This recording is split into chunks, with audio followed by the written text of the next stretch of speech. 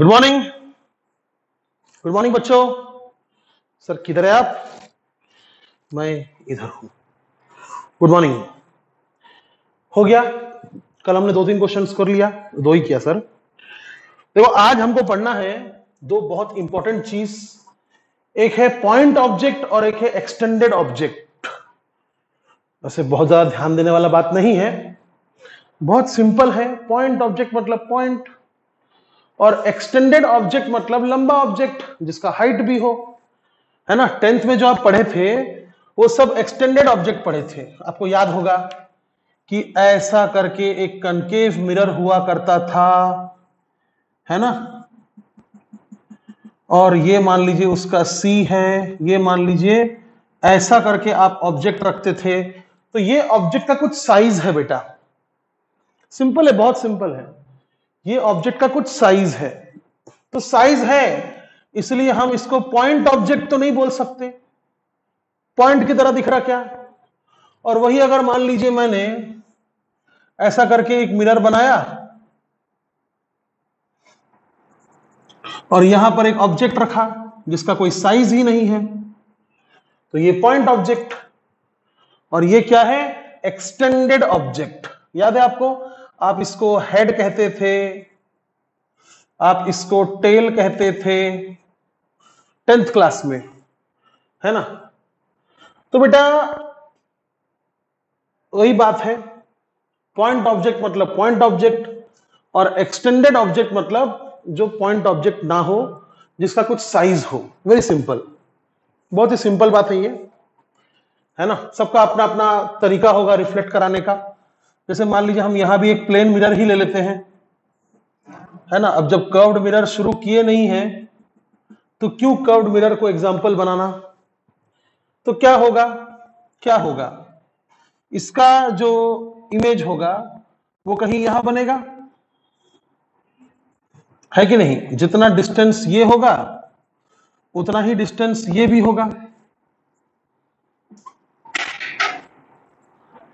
Is it okay? So very simple.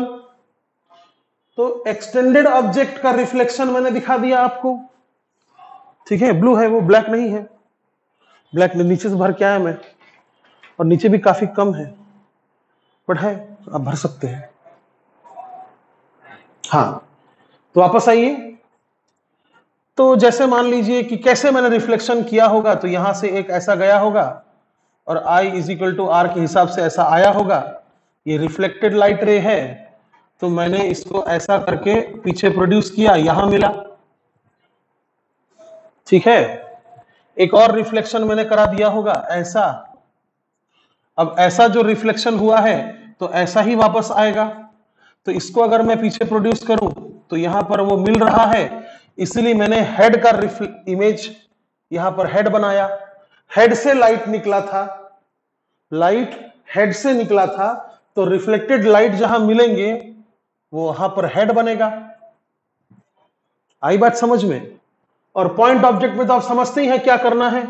एक light रे ऐसा ले जाइए, एक लाइट रे ऐसा ले जाइए, एक यहां से रिफ्लेक्ट करवा दीजिए, एक यहां से रिफ्लेक्ट करवा दीजिए, रिफ्लेक्टेड लाइट रे को पीछे भेजिए, जहां मिलेगा वहां पर इमेज बनेगा। तो यह है आपका पॉइंट ऑब्जेक्ट का रिफ्लेक्शन, और यह है आपका एक्सटेंडेड ऑब्जेक्ट का रिफ्लेक्शन। इसमें कुछ खास नहीं था, खास तो आपको तब समझ में आएगा जब मैं आपको पॉइंट ऑब्जेक्ट का और एक्सटेंडेड ऑब्जेक्ट का रिफ्लेक्शन में कुछ प्रॉपर्टीज बताऊंगा, ठीक है। क्या क्या प्रॉपर्टीज है? देखिए, एक तो प्रॉपर्टी दोनों में कॉमन है कि जितना u होगा उतना v होगा।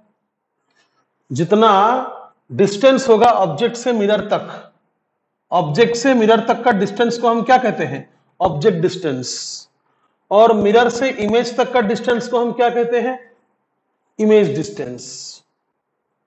तो ऑब्जेक्ट डिस्टेंस को हम डिनोट करते हैं u से,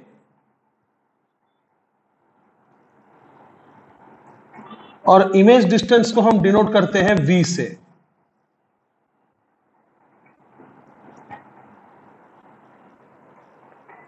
ठीक है, ओके, तो ये पहला प्रॉपर्टी हो गया कि भाई u is equal to v होगा, जो मैग्नीट्यूड है u का और जो v का मैग्नीट्यूड है वो सेम होगा, जितना डिस्टेंस ये होगा उतना डिस्टेंस ये होगा। आई बात समझ में? इसका दूसरा प्रॉपर्टी क्या है, बहुत इंटरेस्टिंग है, बहुत इंटरेस्टिंग है। ऑब्जेक्ट और इमेज का को ज्वाइन करता हुआ जो लाइन होता है, ऑब्जेक्ट और उसका इमेज को ज्वाइन करता हुआ जो लाइन होता है वो हमेशा रिफ्लेक्टिंग सरफेस पर परपेंडिकुलर होता है। तो the line joining the object and image is always perpendicular to the reflecting surface। ये दूसरा प्रॉपर्टी हो गया, ठीक है, ठीक है। अच्छा, तीसरा प्रॉपर्टी बहुत मजेदार है, लेकिन उसको पढ़ाने से पहले मुझे आपको बताना पड़ेगा कि रियल और वर्चुअल क्या होता है। तो मैं तो यहां पर लाइव क्लास में समझाया हुआ गांवटी लैंग्वेज तो यूज नहीं कर सकता, इसलिए मैं बुकिश लैंग्वेज यूज करूंगा कि वर्चुअल उसको कहते हैं जो मिरर में दिखता है, image formed in the mirror, image formed in the mirror. कैसे? जैसे देखिए ये है, जो इस तरह से देखेगा, इस तरह से जो देखेगा उसको ये ऑब्जेक्ट का इमेज मिरर में दिखेगा, ऑब्जेक्ट का इमेज मिरर में दिखेगा, तो उसको हम बोलेंगे वर्चुअल है भाई, ये सच का नहीं है, वर्चुअल है, समझे। और रियल का मतलब होता है जो रियल है, मतलब ये रियल ऑब्जेक्ट है, समझ में आया, ये रियल ऑब्जेक्ट है। तो रियल इमेज किसको बोलेंगे? ऑब्जेक्ट तो रियल होता ही है, ऑब्जेक्ट तो कभी भी रियल होता है, object is always real. Real image किसको बोलेंगे? अगर इमेज फॉर्म्ड हुआ है किसी स्क्रीन पर, ये बुकिश लैंग्वेज है, समझे। किसी स्क्रीन पर अगर मान लीजिए इमेज बना है तो हम उसको रियल बोलेंगे। फॉर एग्जाम्पल, प्लेन मिरर में तो नहीं समझा सकता, बट आपका 10th में पढ़ा हुआ एक, मैं ये मान लीजिए C है और ये मान लीजिए F है और ये मान लीजिए कनकेव मिरर है, ठीक है। तो कोई ऑब्जेक्ट अगर मान लीजिए यहां है, यहां, तो आपको रूल्स पता होगा कि जो पैरेलल टू प्रिंसिपल एक्सिस जाता है वो फोकस से पार होता है रिफ्लेक्शन होते वक्त, ये एक रूल था। और दूसरा रूल वाइस वर्सा था कि जो फोकस से पार होता है, जो रे फोकस से पार होता है वो after reflection parallel to principal axis आता है। तो रिफ्लेक्टेड लाइट रेस कहां मिले? यहां मिले। तो इस चीज का इमेज ऐसा उल्टा बनेगा। उल्टा क्यों बना? क्योंकि हेड से लाइट निकला था, हेड से लाइट निकला था, तो जहां भी मिलेंगे वहां हम हेड बनाएंगे, तो ऑटोमेटिकली उल्टा हो गया। अब ध्यान से सुनिएगा,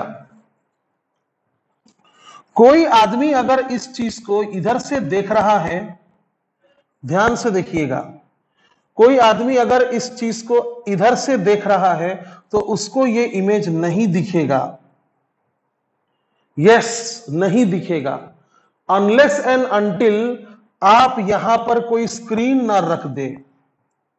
अगर आप यहां पर कोई स्क्रीन रख देंगे तो स्क्रीन पर वो इमेज फॉर्म्ड दिखेगा। तो इसीलिए हम इसको क्या कहते हैं कि ये रियल इमेज है। क्या है? रियल इमेज है। तो इमेज फॉर्म अगर स्क्रीन में हो रहा है तो वो इमेज रियल है, और अगर इमेज मान लीजिए मिरर में बन रहा है तो वो इमेज वर्चुअल है। जैसे फॉर एग्जाम्पल 10th में ही पढ़ा हुआ, अगर ये C है मान लीजिए और ये F है मान लीजिए, तो यहां पर जो इमेज ऑब्जेक्ट होता है, ये जो ऑब्जेक्ट है, रूल तो वही है कि ray which is parallel to principal axis after reflection it passes through focus. और दूसरा क्या कीजिए, मिरर का जो पोल है, इसको क्या कहते हैं? पोल। तो पोल की तरफ जो रे जाएगा वो I is equal to r वाला फॉर्मूला लगाकर रिफ्लेक्ट हो जाएगा। अब ध्यान से देखिए, ये जो रिफ्लेक्टेड रे है और ये जो रिफ्लेक्टेड रे है, ये दोनों इस साइड नहीं मिल रहे हैं, तो हम इनको पीछे की ओर प्रोड्यूस करेंगे तो यहां पर मिलेंगे, तो इस चीज का इमेज यहां बनेगा। देखिए, हेड से लाइट निकाला था मैंने, इसलिए मैंने हेड बनाया। अब जो इंसान ऐसा करके देखेगा वो इस ऑब्जेक्ट का इमेज को इस मिरर के अंदर देख पाएगा। ये वाला, ये दिखेगा। इसको देखने के लिए स्क्रीन रखने की जरूरत नहीं है, ये मिरर में दिखेगा, इसका रिफ्लेक्शन मिरर में दिखेगा, तो ये वर्चुअल है। और ये मिरर में नहीं दिख रहा है, ये तो मिरर से बाहर बना है। अब बाहर कैसे दिख जाएगा? इसलिए आपको एक स्क्रीन रखना होगा उसको देखने के लिए, और फिर हम इसको बोलेंगे भाई ये तो रियल है। तो सिंपल डेफिनेशन है कि रियल अगर इमेज है it is formed at screen, और वर्चुअल अगर इमेज है it is formed in the mirror. समझे? तो एक बार अगर आप रिफ्लेक्शन करवा रहे हैं, बस एक बार, जैसे ये देखिए सिर्फ एक बार रिफ्लेक्शन है, ये भी देखिए सिर्फ एक बार रिफ्लेक्शन है। एक बार अगर रिफ्लेक्शन कराएंगे तो हमेशा प्लेन मिरर के लिए ऑब्जेक्ट रियल होता है और इमेज वर्चुअल होता है। एक बार रिफ्लेक्शन कराए तो, ठीक है? तो जो जो काम का लगता है आप लिख लीजिए। ऐसा भी लिख लीजिएगा कि if light rays are reflected only once, यानी एक ही मिरर है मान लीजिए, एक मिरर में कितना इमेज बन सकता है? एक ही इमेज बनेगा। ऐसा केस में ऑब्जेक्ट हमेशा रियल होता है। तो मैं यहां लिख देता हूं कि for single plane mirror, for single plane mirror object is always real, always real, and image is always virtual। Single plane mirror रहा तो, एक ही प्लेन मिरर रहा तो एक प्रॉपर्टी हम बना देंगे कि रियल ऑब्जेक्ट का इमेज वर्चुअल बनेगा,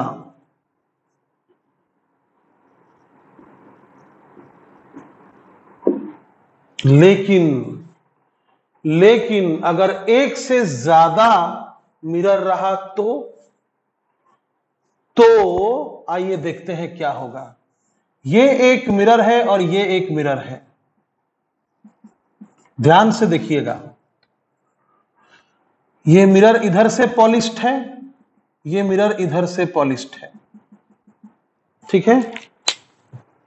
तो ऑब्जेक्ट मान लीजिए यहां पर कहीं तो भी है, ऑब्जेक्ट। तो इस तरह से एक लाइट रे मैं लेकर जाऊंगा और दूसरा लाइट रे मैं इस तरह से लेकर जाऊंगा, ठीक है। दोनों अपना अपना रिफ्लेक्शन करेगा। ये मैंने नॉर्मल बना दिया। यहां पर एक रिफ्लेक्शन ऐसा होगा और यहां पर एक रिफ्लेक्शन ऐसा होगा।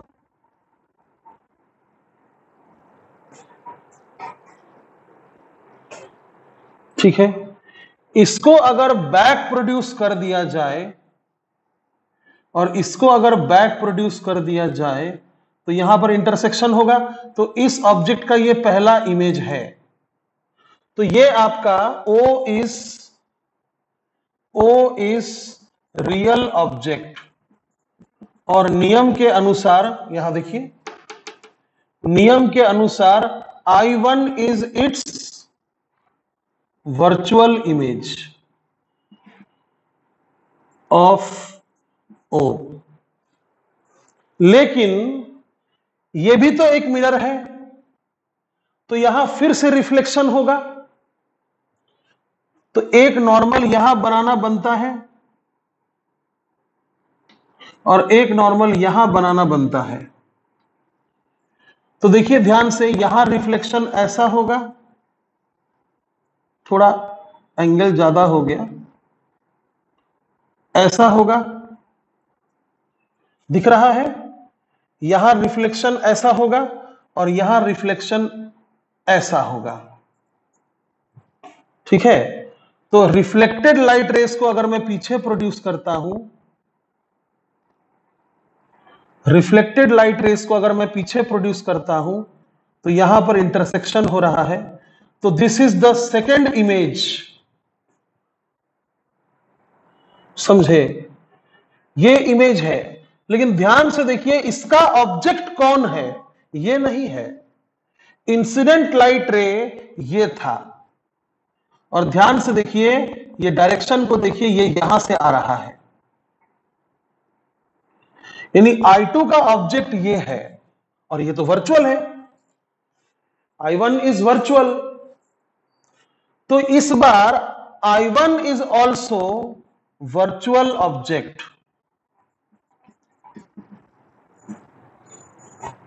और उसका इमेज बना है I2, which is considered to be real image of I1। तो ये बहुत मुश्किल है समझना, ठीक है। मैं चाहूंगा कि आप इसको अच्छे से समझे, दोबारा सुने। ये बात बहुत इंपॉर्टेंट है, बाद में बहुत बार काम आएगा कि ये तो इमेज है सर, आप इसको ऑब्जेक्ट कैसे बोल सकते हैं। तो मैंने क्यों इसको ऑब्जेक्ट बोला? क्योंकि इस इमेज के लिए जो इंसिडेंट लाइट रे आ रहा था वो यहां से नहीं आ रहा था, यहां से आ रहा था। और इंसिडेंट लाइट रे कभी भी ऑब्जेक्ट से आता है, इसलिए इसका ऑब्जेक्ट ये है। बट क्या ये सच का ऑब्जेक्ट है? नहीं है, इसलिए वर्चुअल ऑब्जेक्ट। लेकिन रूल भी है कि जिस तरह से रियल ऑब्जेक्ट का वर्चुअल इमेज बना था, उस तरह से वर्चुअल ऑब्जेक्ट का रियल इमेज बनेगा। समझे? समझे? बट यहां पर इसको देखने के लिए स्क्रीन का जरूरत नहीं है। ये रियल इमेज है, बट इसको देखने के लिए स्क्रीन का जरूरत नहीं है। तो बुकिश लैंग्वेज फेल हो गया। बुकिश लैंग्वेज फेल नहीं हुआ, बुकिश लैंग्वेज सिर्फ सिंगल प्लेन मिरर के लिए था, ऐसा मल्टीपल मिरर के लिए नहीं था। समझ रहे आप? तो यहां मैं एक और नियम बनाऊंगा कि एंड वर्चुअल ऑब्जेक्ट का इमेज रियल बनेगा। तो इस नियम को आप याद रखें, ठीक है। मैं इस पोर्शन में थोड़ा जूम कर दे रहा हूं, आप पॉज करके उसको अच्छे से बनाइएगा।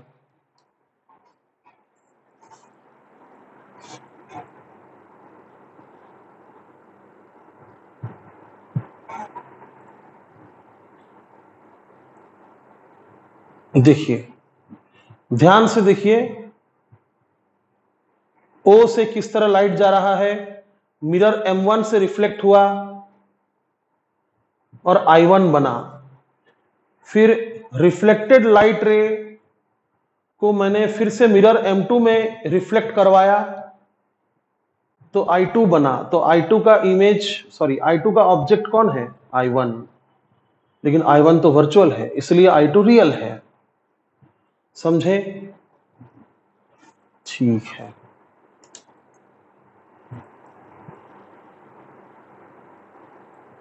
तो ऐसी बात है।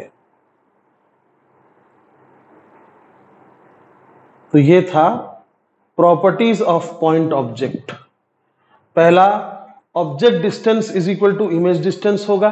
दूसरा, लाइन जॉइनिंग, ये देखिए ये लाइन अगर, दूसरा कलर से बताते हैं आपको, ये ऑब्जेक्ट है और ये इमेज है, अगर इसको बनाया जाए, एक लाइन अगर जोड़ दिया जाए तो ये परपेंडिकुलर होगा।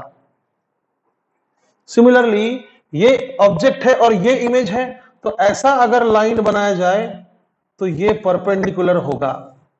तो line joining from joining the object and image is always perpendicular to the reflecting surface। ठीक है। और तीसरा, रियल ऑब्जेक्ट का इमेज वर्चुअल होगा और वर्चुअल ऑब्जेक्ट का रियल इमेज होगा। ये हो गया आपका पॉइंट ऑब्जेक्ट के बारे में, जो बताना था बता दिया। अब एक्सटेंडेड ऑब्जेक्ट के बारे में थोड़ा सा बात करेंगे। ठीक है। एक्सटेंडेड ऑब्जेक्ट, उसमें भी ये सारे नियम लगेंगे बिल्कुल। एक्सटेंडेड ऑब्जेक्ट आखिर बहुत सारे पॉइंट ऑब्जेक्ट्स मिलाकर ही बनता है, बहुत सारे पॉइंट ऑब्जेक्ट्स मिलाकर ही बनता है एक्सटेंडेड ऑब्जेक्ट। ठीक है। मतलब कहने का मतलब यह है कि बहुत सारा पॉइंट ऑब्जेक्ट्स को मिलाकर एक एक्सटेंडेड ऑब्जेक्ट बनता है। हम इसमें हर एक पॉइंट को एक पॉइंट ऑब्जेक्ट मान सकते हैं और ये सारे रूल्स लगा सकते हैं। ठीक है। ठीक है।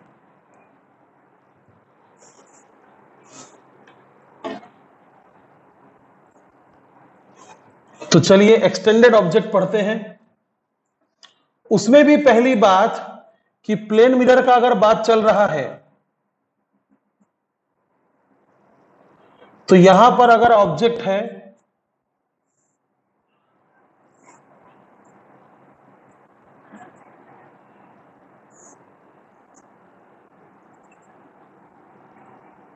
तो इमेज उतना ही दूरी पर बनेगा।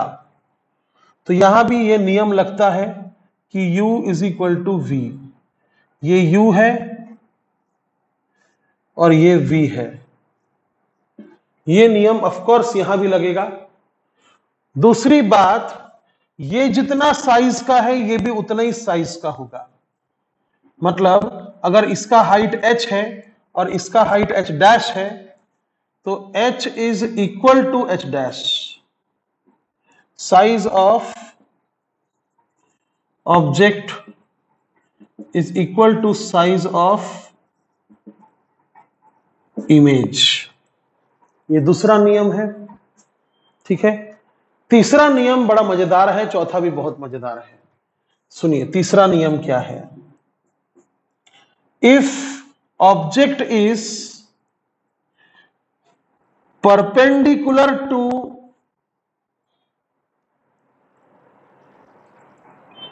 टू मिरर, देन, जैसे फॉर एग्जाम्पल ये अगर मान लीजिए मिरर है और ऐसा मान लीजिए ऑब्जेक्ट है। कैसा? ऐसा, ऐसा। तो ऑब्जेक्ट जो है वो मिरर पर परपेंडिकुलर है। इस केस में इमेज उल्टा बनेगा। समझे? इमेज उल्टा बनेगा, दूरी उतना ही रहेगा। ये डिस्टेंस अगर x है तो ये डिस्टेंस भी x होगा। ये डिस्टेंस अगर y है तो ये डिस्टेंस भी y होगा। समझे? बात को समझे? लेकिन उल्टा बनेगा। तो if object is perpendicular to the mirror then image is inverted, inverted नहीं, लैटरली इन्वर्टेड, लैटरली इन्वर्टेड। जैसे एक ऑब्जेक्ट मैंने ऐसा लिया, तो ऑब्जेक्ट का ये जो पोर्शन है वो तो मिरर के साथ परपेंडिकुलर नहीं है, पैरेलल है। समझ रहे हैं आप? ऑब्जेक्ट का ये जो पोर्शन है ये तो मिरर के साथ पैरेलल है, तो वो वैसा ही बनेगा। लेकिन इसका जो डिजाइन है वो मिरर के साथ अलग अलग एंगल्स में बन रहा है। तो अगर ओवरऑल डिजाइन देखा जाए तो ये ऐसा है, तो ये ऐसा होगा। समझे? यानी एन आपको ऐसा दिखेगा, ऐसा नहीं दिखेगा, ऐसा दिखेगा एन। यानी ये ऐसे ही बनेगा, ये ऐसे ही बनेगा, ये आड़ा था तो ये चेंज हो जाएगा। समझे? समझे? जैसे मान लीजिए मैंने लिखा एम, लेकिन अलग अलग कलर से मैं लिखूंगा ऐसा।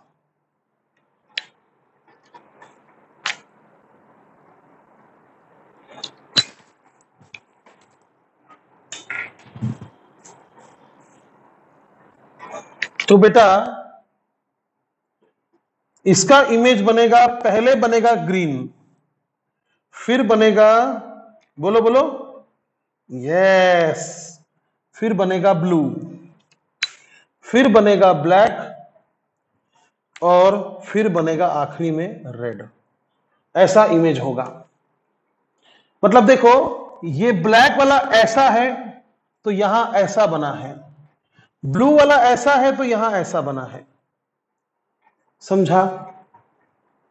समझा? लेकिन अगर मान लो ये ऑब्जेक्ट है और ये मिरर है, तो ऑब्जेक्ट और मिरर पैरेलल हुआ। तो रूल नंबर 4 कि if object is parallel to mirror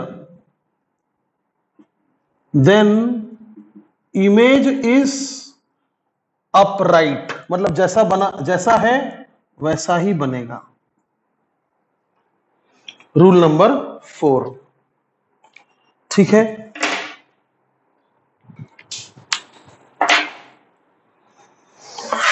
okay, एक आखिरी रूल बेटा, आखिरी रूल कि अगर object is at an angle 45 degree to the mirror then image कैसा बनेगा? देखो अगर मान लो ये ऑब्जेक्ट है और मिरर मान लो 45 डिग्री पर है, ऐसा mirror is like this 45 degree पर, तो इसका इमेज कहां बनेगा, कैसा बनेगा? देखो इसका इमेज बन जाएगा ऐसा। समझा कि नहीं समझा? देखो ये एक इंसिडेंट रे होगा, तो ये ऐसा नॉर्मल बनाएंगे तो ये ऐसा रिफ्लेक्ट हो जाएगा, तो रिफ्लेक्टेड रे पीछे भेजेंगे, ठीक है? फिर ये एक इंसिडेंट रे होगा और नॉर्मल भी ऐसा ही होगा। नॉर्मल मान लो ऐसा बनाया तो ये थोड़ा सा ये हो जा रहा है 45 डिग्री, ये नहीं लग रहा है शायद। I think I should make it correctly, exactly 45 पर बनाएंगे ना तो ज्यादा अच्छा बनेगा। ये सही है, हाँ ये हुई ना बात, ठीक है? तो अभी ये तो बराबर है पूरा, थोड़ा सा ऊपर भाग गया, ठीक है। ये मिरर है 45 डिग्री, ठीक है, इसके साथ 45 डिग्री, ओके। तो ये इंसिडेंट का ये रिफ्लेक्शन हुआ, तो रिफ्लेक्टेड रे को पीछे भेजेंगे तो यहां पर एक मतलब कुछ नहीं, ऐसा आएगा, ऐसा आएगा रिफ्लेक्टेड रे। अब इंटरसेक्शन पॉइंट चाहिए, तो मैं एक रे इस पर ऐसा डालूंगा, अब यही नॉर्मल है, तो ये वापस ऐसा चला जाएगा। तो रिफ्लेक्टेड रे को जब मैं पीछे भेजूंगा यहां पर, तो यहां पर इंटरसेक्शन हो रहा है। अब ये हेड है, तो ये हेड ऐसा बनेगा, समझे? सर ऐसा बनेगा, आपको कैसे मालूम? ऐसा भी तो बना सकते थे आप, ऐसा नहीं, ऐसा नहीं बनेगा। इसको कैसे हम एकदम पक्का कर लेंगे, श्योर हो जाएंगे? हम क्या करेंगे, टेल भी बनाएंगे। अब हम टेल से भी लाइट निकालेंगे। तो टेल देखिए, टेल से मैं एक लाइट ऐसा लेकर जाऊंगा, तो ये नॉर्मल हुआ, तो ये लाइट रे ऐसा भागेगा, तो ये पीछे ऐसा आएगा, ठीक है। और टेल से मैं एक लाइट रे ऐसा ले जाऊंगा, तो यही खुद नॉर्मल है, तो ये लाइट रे ऐसा जाएगा, तो ये चीज यहां पर मिलेगा।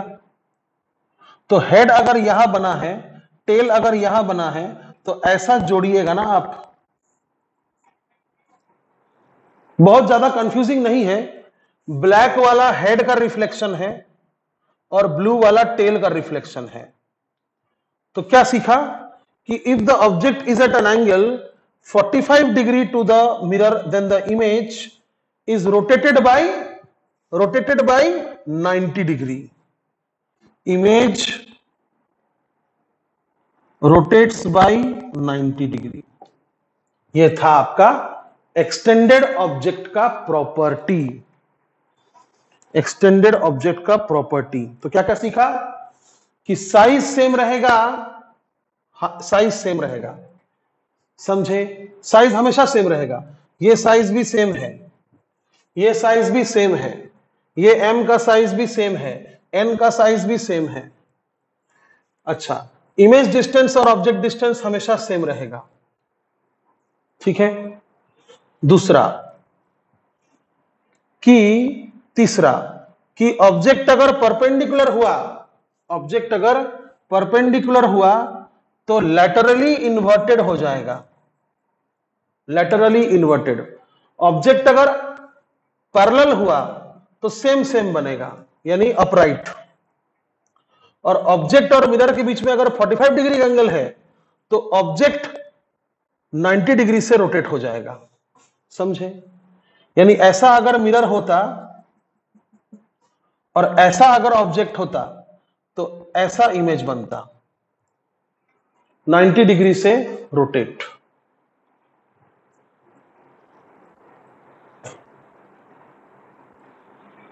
ऐसा नहीं बनता, ऐसा बनता। ऐसा कैसे बन सकता है? ऐसा, ठीक है, 90 डिग्री से रोटेट हो जाएगा। तो इतना कुछ सिखाया, ठीक है। तो ये था पॉइंट ऑब्जेक्ट और एक्सटेंडेड ऑब्जेक्ट के बारे में, ठीक है। ओके, सब दिख रहा बोर्ड में? कुछ नीचे तो नहीं चला गया? नहीं, सब बराबर है। ओके,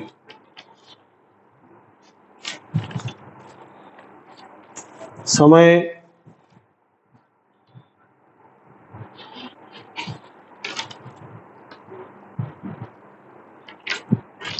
चलिए 2 क्वेश्चन हम लोग करते हैं।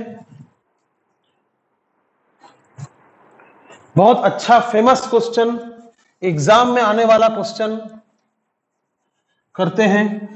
क्वेश्चन है कि अगर किसी मैन के सामने, किसी आदमी के सामने या किसी भी एक्सटेंडेड ऑब्जेक्ट के सामने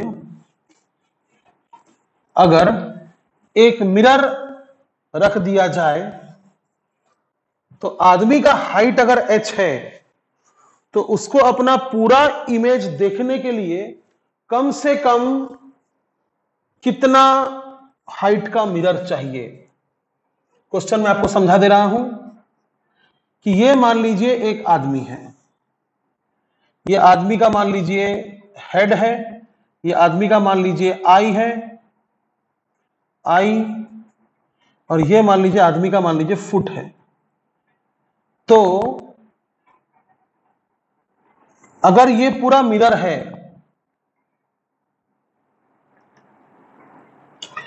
तो ये आदमी इसके बीच का डिस्टेंस वैसे कोई फर्क नहीं पड़ेगा, बट मान लीजिए डी है।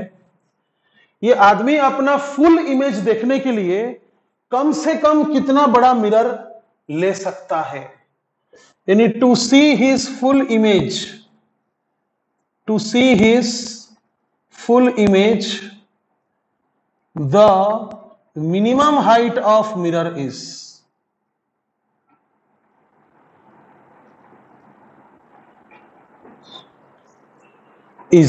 बहुत सिंपल है। देखिए, अगर आप किसी भी चीज को देखते हैं, कोई भी चीज हो, अगर आप उसको देख रहे हैं तो रिफ्लेक्टेड रे आपके आंखों तक आ रही है। जैसे मैं ये मार्कर देख रहा हूं तो इससे जो लाइट रिफ्लेक्ट हो रहा है मेरे आंखों तक आ रही है। तो हेड से जो लाइट निकलेगा और फुट से जो लाइट निकलेगा, ये दोनों उसके आंखों तक आना चाहिए, तभी उसको हेड का रिफ्लेक्शन दिखेगा और फुट का रिफ्लेक्शन दिखेगा। तो मैं क्या करूंगा, ऐसा करके एक लाइन बना दूंगा और यहां से लेकर यहां तक बोलूंगा कि ये x है, और आधा आधा मैंने लाइन बनाया है तो इसको भी मैं बोलूंगा ये भी x है, और इसका भी हाफ यहां से एक लाइन बना दूंगा। ये लाइन नॉर्मल का काम करेगा, और यहां से लेकर यहां तक अगर मैंने बोला ये y है तो यहां से लेकर यहां तक भी y होगा। सर आप ऐसा क्यों कर रहे हैं? Common sense. मैं हेड से लाइट जो निकालूंगा, मैं हेड से जो लाइट निकालूंगा उसको रिफ्लेक्ट करा के कहां पहुंचाना चाहिए मुझे? हेड से यानी सिर से, खोपड़ी से लाइट जो निकल रही है वो कहां पहुंचना चाहिए ताकि मैं उसको देख पाऊं? आई तक पहुंचना चाहिए। तो कॉमन सेंस, ये एंगल अगर आई है तो ये एंगल भी आई होगा, मतलब दोनों सेम होगा। Angle of reflection is equal to angle of incidence होगा। सिमिलरली फुट से जो लाइट निकल रहा है, फुट से जो लाइट निकल रहा है उसको भी मैं आंखों तक पहुंचाऊंगा। समझे? मैं मेरा इमेज नहीं बनाने वाला, मैं सिर्फ रिफ्लेक्शन करा रहा हूं। समझे? अच्छा, तो ये एंगल अगर मान लो अल्फा है तो ये एंगल भी अल्फा है। तो मैंने पहले ही ये लाइन क्यों बना दिया, कैसे बना दिया, क्या सोचकर बना दिया?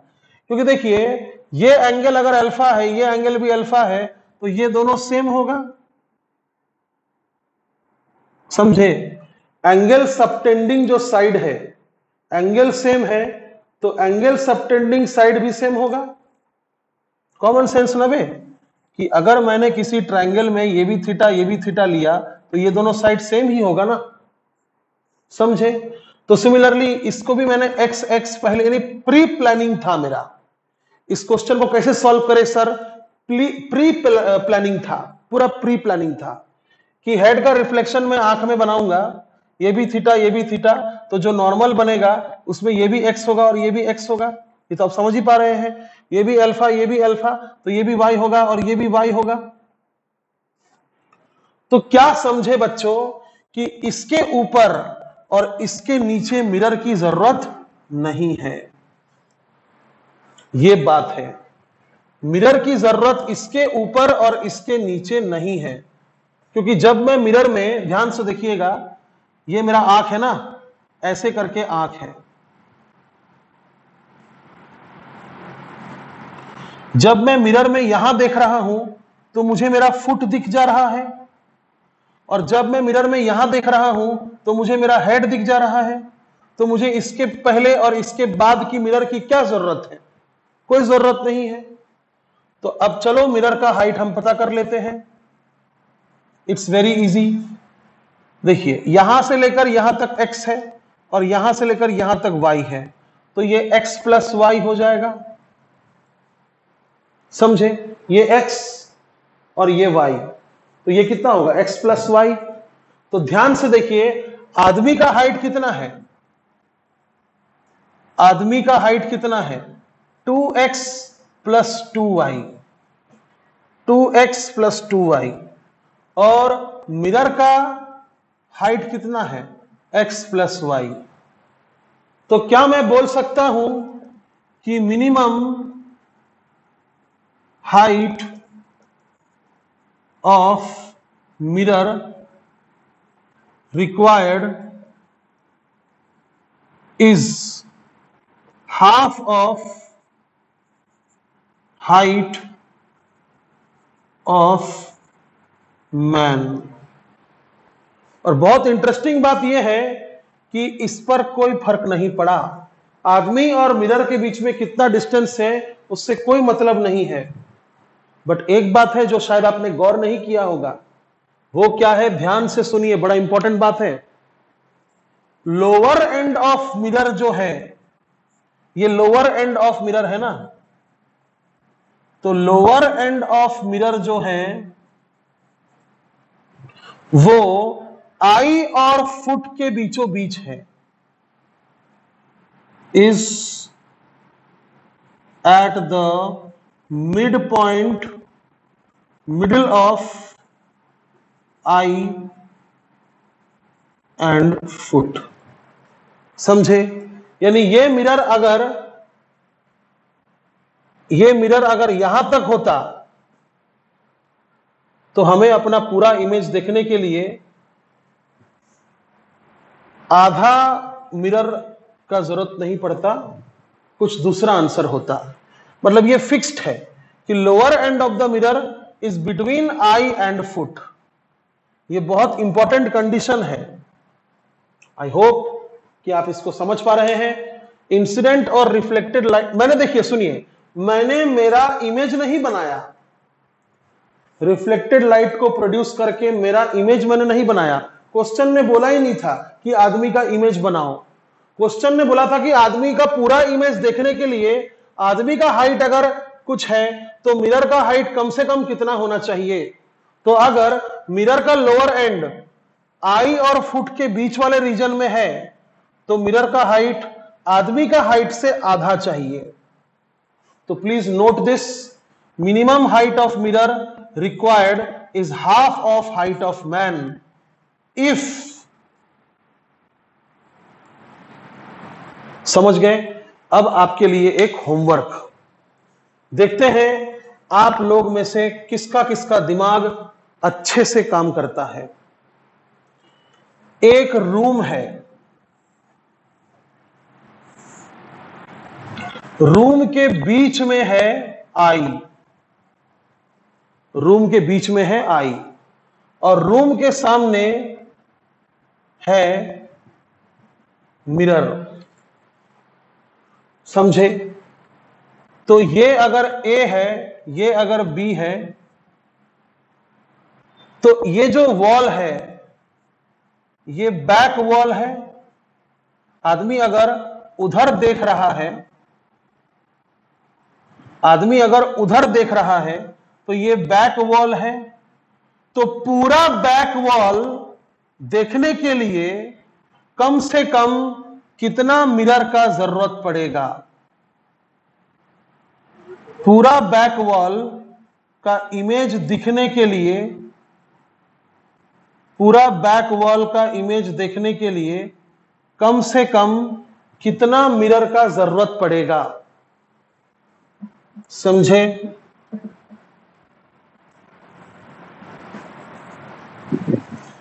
ओके,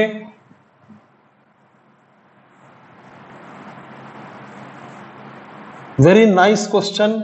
जेडब्ल्यू नीट में आया हुआ क्वेश्चन है, ठीक है, दोनों में आया हुआ क्वेश्चन है। तो क्या क्वेश्चन है? To see the full image of back wall minimum find the minimum height of mirror. ये मिनिमम होना चाहिए, और इसको आप कुछ भी मान लीजिएगा, बट याद रखिएगा आई एकदम सेंटर ऑफ द रूम पर है, आई एट सेंटर ऑफ रूम। ये आई पूरा सेंटर पे है, यानी यहां से लेकर यहां तक डिस्टेंस अगर L है तो यहां से लेकर यहां तक डिस्टेंस 2L है।